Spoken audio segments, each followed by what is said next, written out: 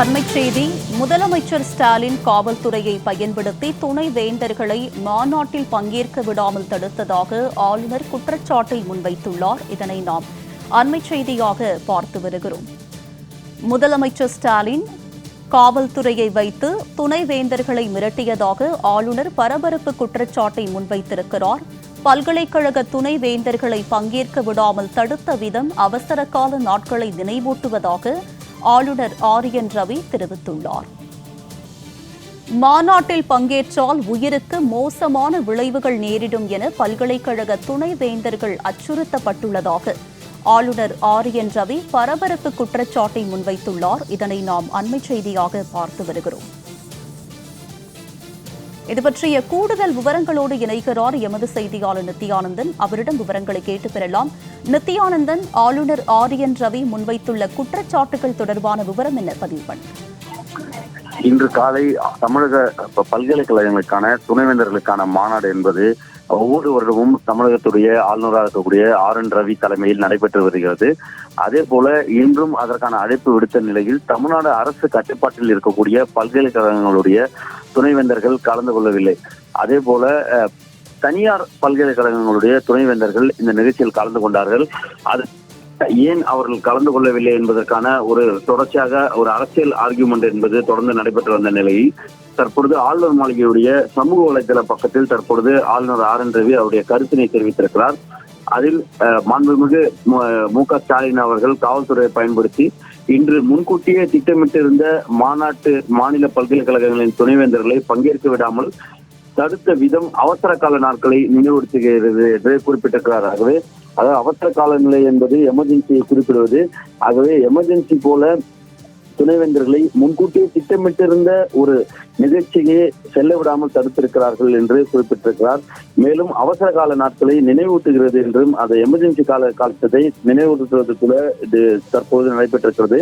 மேலும் மாநில உயர்கல்வி அமைச்சர் துணைவேந்தர்களிடம் மாநாட்டில் பங்கேற்க வேண்டாம் என்று தொலைபேசியில் மிரட்டல் விடுத்தது பலனளிக்காத நிலையில் முதலமைச்சர் ஸ்டாலின் அவர்களது காவல்துறையை பயன்படுத்தியுள்ளார் என்று தெரிவிக்கப்பட்டிருக்கிறது. அதில் மிக முக்கியமாக கூற வேண்டும் என்றால் துணைவேந்தர்களுக்கு உயர்கல்வித்துறை அமைச்சர் அது அவருடைய தரப்பிலிருந்து மிரட்டல் விடுக்கப்பட்டதாகவும் அது பலனளிக்காத நிலையில் முதலமைச்சர் மு.க. ஸ்டாலின் அவர்களுடைய கையில் அவருடைய துறையாக இருக்கக்கூடிய காவல்துறையை பயன்படுத்தி அவர்களை மிரட்டியிருக்கிறார் என்றும் தெரிவிக்கப்பட்டிருக்கிறது.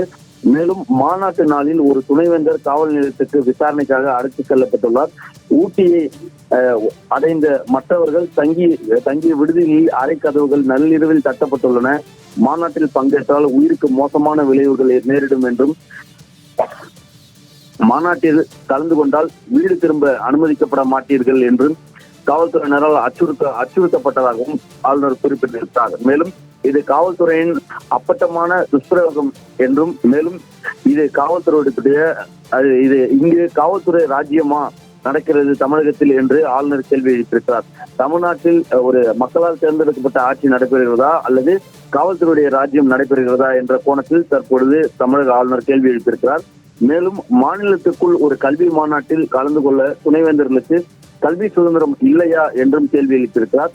மேலும் தலித் மற்றும் ஏழை மாணவர்களுக்கு பெரிதும் உதவும் மாநில பல்கலைக்கழகங்களின் தரத்தை உயர்த்துவதன் விளைவுகள் எந்த ஒரு தர மேம்பாட்டு மாணவர்களையும் ஆர்வமுள்ளவர்களையும் ஊக்கமளிப்பதாகவும் இருக்கும். அதை தவிர்த்து இது தனது அரசியல் எதிர்காலத்திற்கு அச்சுறுத்தலாகவும் என முதல்வர் ஸ்டாலின் அச்சப்படுகிறாரா என்று ஆளுநர் ரவி கேள்வி எழுப்பி தற்பொழுது இந்த சமூக வலைதள பதிவை வெளியிட்டிருக்கிறார். இதில் ஒட்டுமொத்தமாக பார்க்க வேண்டும் என்றால் 3 விடயங்களை ஆளுநர் குறிப்பிட்டு கூறுகிறார். அதில் தலித் மற்றும் ஏழை மாணவர்களுக்கு பெரிதும் உதவும் மாநில பல்கலைக்கழகங்களின் தரத்தை உயர்த்துவதன் மூலம் எந்த ஒரு தர மேம்பாடும் மாணவர்களை ஆர்வமுள்ளவர்களாகவும் ஊக்கமளிப்பவர்களாகவும் மாற்றும் என்பதால் இது தனது அரசியல் எதிர்காலத்திற்கு அச்சுறுத்தலாகும் என முதல்வர் ஸ்டாலின் அச்சப்படுகிறாரா என்ற ஒரு கேள்வி எழுப்பியிருக்கிறார். மேலும் தமிழ்நாட்டில் காவல்துறை ராஜ்யம் நடக்கிறதா என்று கேள்வி எழுப்பியிருக்கிறார். மூன்றாவதாக துணைவேந்தர்கள் மிரட்டப்பட்டது.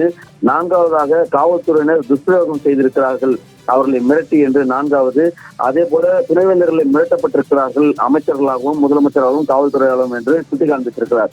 ஆகவே ஒட்டுமொத்தமாக கூற வேண்டும் என்றால் இந்த துணைவேந்தர்கள் மாநாட்டை வைத்து தமிழக அரசின் மீதான முழுமையான குற்றச்சாட்டினை ஆளுநர் RN ரவி அடிக்கடுக்காக வைத்திருக்கிறார். அடுத்த கட்டமாக இது அரசியல் ரீதியாக எப்படி நகரப் போகிறது என்பதை பொறுத்திருந்து பார்க்க வேண்டியிருக்கிறது. உங்களுடைய விரிவான விவரங்களுக்கு நன்றி நித்யானந்த்.